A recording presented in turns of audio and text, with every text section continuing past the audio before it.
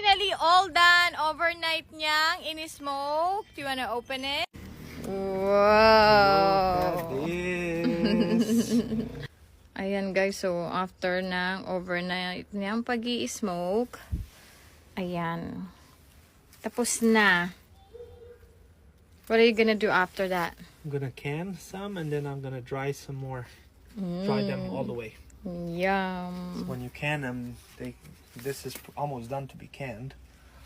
But then you're gonna dry them all the way and eat them Doon like siya that. guys, so sa ilalim, madami. Pinapausukan niya. Tapos ito yung DIY niyang ano, gawa-gawa lang. Ito yung from our old grill. And then sa loob niyan, cottonwoods. Tapos yung pot na merong ano. Gonna show them.